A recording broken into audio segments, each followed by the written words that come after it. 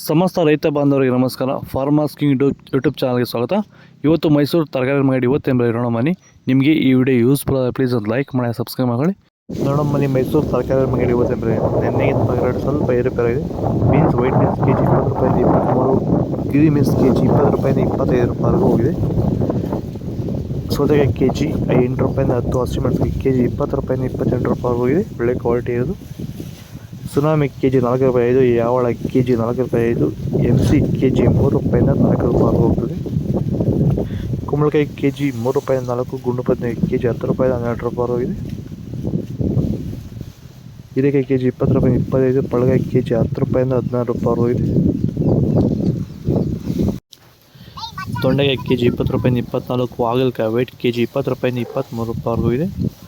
ಹಾಗಲಕಾಯಿ green K G 20 ರೂಪಾಯಿಂದ 23, cauliflower K G 8 ರೂಪಾಯಿಂದ 10 ರೂಪಾಯಿವರೆಗಿದೆ.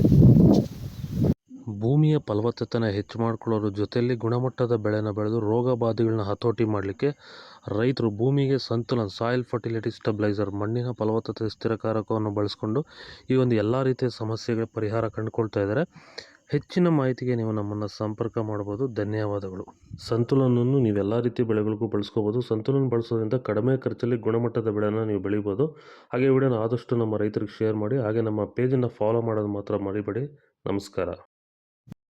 ಪೇಜಿ ವೈಟ್ ಗ್ರೀನ್ 20 ರೂಪಾಯಿಂದ 22 ರೂಪಾಯಿ, ದಪ್ಪ ಮೆಣಸು ಕೆ ಜಿ 20 ರೂಪಾಯಿಂದ 29 ರೂಪಾಯಿವರೆಗೂ ಇದು ಒಳ್ಳೆ ಕ್ವಾಲಿಟಿ ಇದು. ಬಜ್ಜಿ ಮೆಣಸಿನಕಾಯಿ ನಾಟಿ 40 ರೂಪಾಯಿಂದ 48, ಬಜ್ಜಿ ಮೆಣಸಿನಕಾಯಿ ಎಕೋನಿ 30 ರೂಪಾಯಿಂದ 35 ರೂಪಾಯಿ, ಸೋರೆಕಾಯಿ ಕೆ ಜಿ 2 ರೂಪಾಯಿಂದ 3, ಬದನೆಕಾಯಿ ವೈಟ್ ಕೆ ಜಿ 15 ರೂಪಾಯಿಂದ 20 ರೂಪಾಯಿ ಹೋಗಿದೆ.